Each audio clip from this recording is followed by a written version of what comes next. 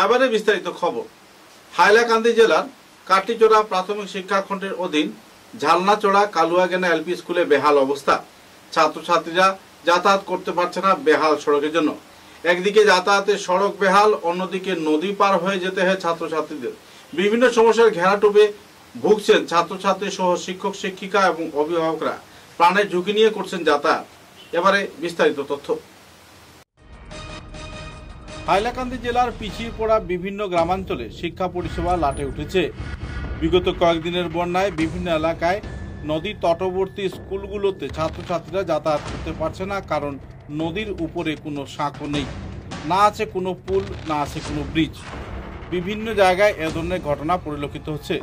তবুও তার মধ্যে কাটিচড়া শিক্ষাখণ্ডের অধীন হাইলাকান্দি জেলার ঝালনাচড়া গ্রামে 2006 সালে স্থাপিত হওয়া কালুয়াগেনা এলপি স্কুলের ছাত্রছাত্রীদের অবস্থা আরও শোচনীয়। কারণ তারা জল বাড়লেই নদীর ওপারে স্থিত স্কুলে যেতে পারেন না। এই এলপি স্কুলে ছাত্র সংখ্যা প্রায় অনেক, 2-3টে গ্রাম নিয়ে ছাত্রছাত্রীরা এখানে পড়াশোনা করে।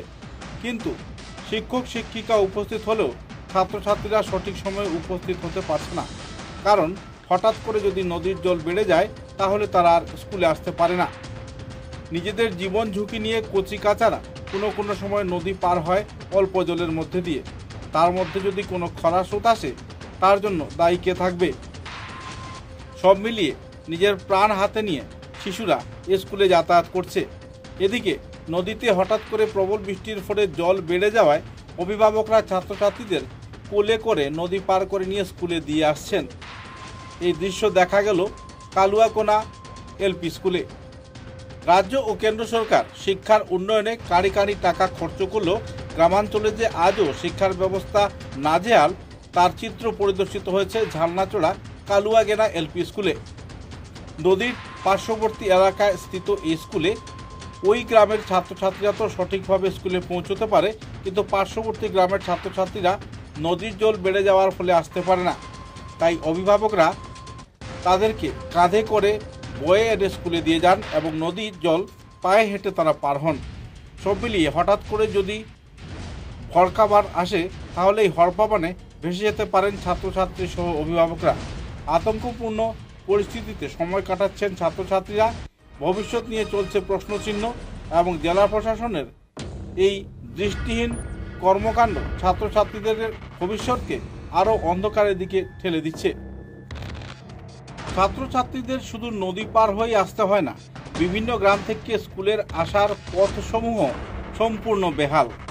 কিচকিচে কাদা এবং নরক যন্ত্রণায় জীবনযাপন করতে হচ্ছে গ্রামবাসীদের। সড়ক কিংবা যাতায়াতের পথ দেখলে পশু পাখিও বোধহয় এই সড়ক দিয়ে আসবে না। তাই সাধারণ জনগণ অতি সত্বর বিভাগীয় প্রশাসনিক কর্তৃপক্ষ এবং জেলা প্রশাসনের কাছে এই যাতায়াতের সড়ক সংস্কার করা সহ নদীগর্ভে শীঘ্রই একটি পুল তৈরি করার জন্য আবেদন জানিয়েছেন, যাতে করে কচিকাঁচা শিক্ষার্থীরা নিজেদের ভবিষ্যৎ শিক্ষার মাধ্যমে গড়ে তুলতে পারে এবং উজ্জ্বল দেশের উজ্জ্বল ভবিষ্যৎ গড়ে তুলতে এক নতুন দিগন্তের ছোঁয়া পেতে পারে।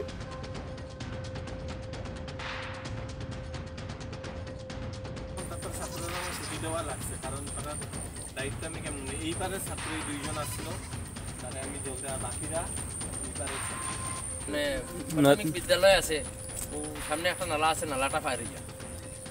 এই নালার যখন জল হয় তখন ছোট ছোট বাচ্চারা স্কুলও যাতায়াত করতে মানে বঞ্চিত দেখতে পারে না। তারা নালার জল দেখে আবার ঘুরিয়ে তারা করে দেখতে পারে। বিষয়টা আমরা শিক্ষা বিভাগ হোক, আমরা আসামের মুখ্যমন্ত্রী, শিক্ষামন্ত্রী বা বাকি আমাদের এই ব্লক ডেভেলপমেন্ট অফিসার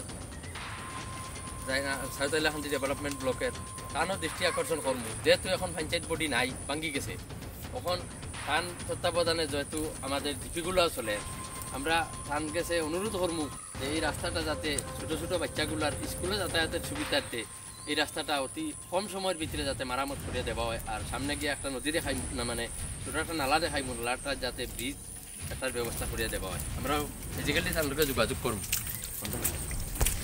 নদীর এই পারের ছাত্র তারা নিয়ে অবশ্য সমস্যা নাই, তারা আমি স্কুলে রাখতাম পারবো। এই পারের ছাত্রগুলার এখন পার করিয়ে দেওয়া লাগছে, কারণ একটু পরে যদি জলে বৃষ্টি আইতেছে, একটু পরে জল যদি বাড়ি যায় তারা পার হইতে পারতো না। আর এটা রোজ দিনেরই কথা, এটা আজকে একদিনের না, এই পরিস্থিতিটা রোজ দিনেরই আর পরিস্থিতি। শুধুমাত্র এই সমস্যা না, এখানেও আমরা যতটুকু জানছি এখান থেকে এমই স্কুলের স্টুডেন্টরাও আছে, যারা এমই স্কুলটা হইলো এই পারে, তারা এই পার থেকে এই পারে মানে ডেইলি আপ ডাউন এরারও করতে হয়। তার মানে এখানে সমস্যা জর্জরিত এলাকা এটা। আর আমার মনে হয় না যে বর্তমানে আসামর ভিতরে এলাকান ব্যাকওয়ার্ড প্লেস আর কিছু আছে করি না, যে সরকারি গভর্নমেন্ট স্কুল আছে যে জায়গাত, এই জায়গাটা আবার একটা মানে পাখার ব্রিজ নাই বা রাস্তা নাই, মানে মানুষ টিচার স্টুডেন্ট বাদ দেও টিচাররাও আসা যাওয়া করতে সুবিধা। বর্তমানে স্যারের যে ফ্যানটা বিচ্ছে, এই ফ্যানটা নিয়ে এইরকম মানে এখান থেকে স্যার আরও 20 কিলোমিটার যাইতে লাগবে, যে কীরকম যাইতে মানে এই সমস্যা যেগুলা এটা নিয়ে যদি কম সময়ের ভিতরে এইটার কোনো স্থায়ী সমাধান করা না হয়, তাইলে জাল্লাচল আঞ্চলিক ছাত্র সন্থায় বৃহৎ আন্দোলনের ঘোষণা দিছি আমরা। মানে ভবিষ্যতে এটা নিয়ে আর এরকম বসে থাকবো না আমরা। আমরা স্থানীয় বিধায়ক হোক বা আমরা ব্লক ডেভেলপমেন্ট অফিসার হোক বা আমরা শিক্ষা বিভাগ হোক, সবর দৃষ্টি আকর্ষণ করিয়া আজকে সাংবাদিক ভাইদের কাছে মানে একটা সাফ জিনিস জানাই দিছি আমরা।